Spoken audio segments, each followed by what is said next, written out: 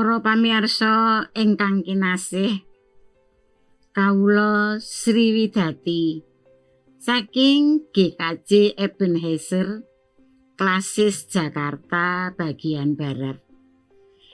Kepareng badhe maosaken renungan Sabda Winedar dinten Rebo 26 November 2000 selangkung.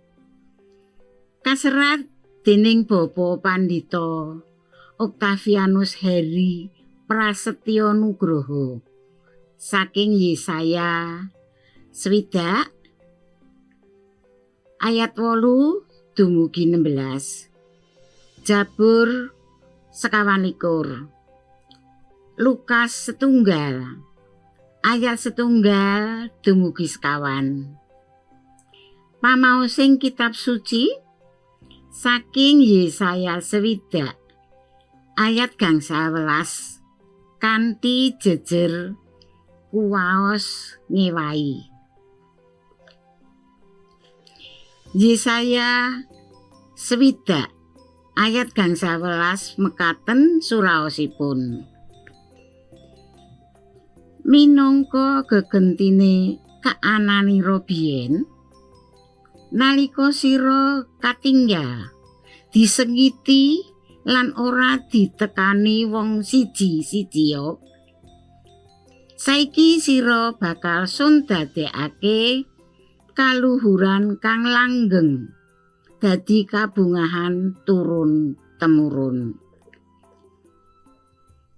Para pamirsa ingkang kinasih, kawontenanipun umat Israel nalika ing pambuangan pancen mrihatosaken. Ing paran umat boten ngraosaken katresnan, kepara malah dipun sia-sia.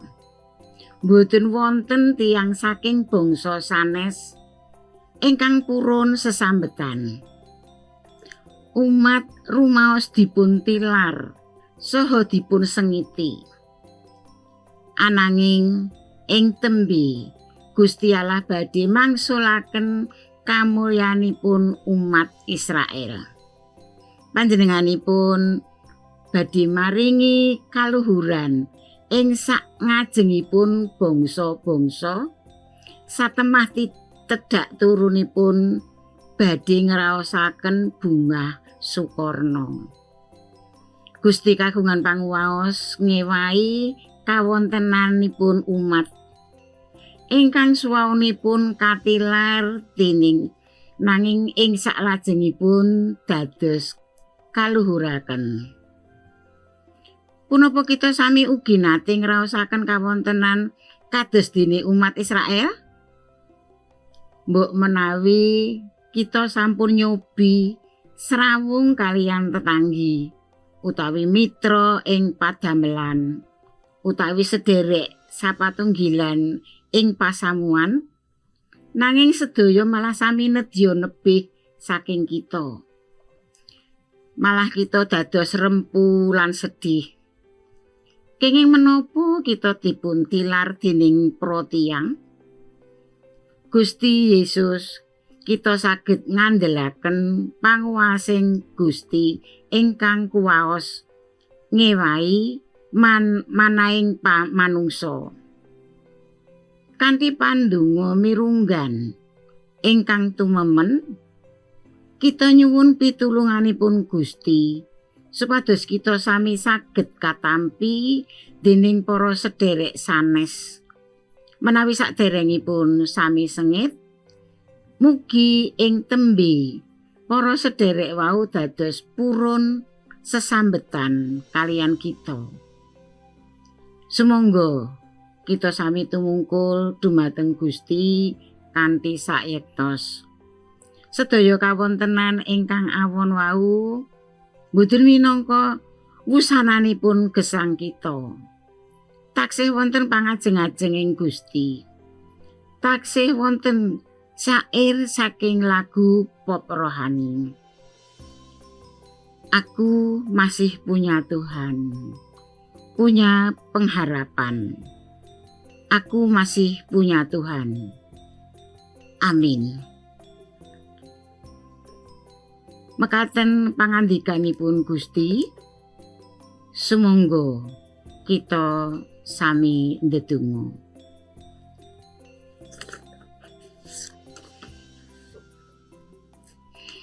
Duh Yehowah, Rama kasuwargan, ngaturaken panuwun awit paduka sampun paring panuntun dhateng kawula sami ing lampah gesang kawula.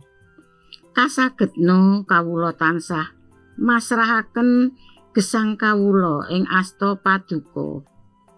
Mugi paduka tansah paring sih kamirahan ugi pangayoman. Wonten ing asmanipun Gusti Yesus Kristus, pandonga menika kawula aturaken.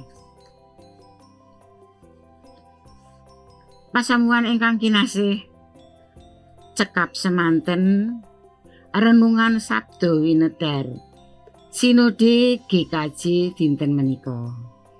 Antos pinanggih ing program saklajengipun. Sumangga panjenengan like, subscribe lan dipun kintunaken dhateng sederek sanesipun. Gusti Yesus berkahi.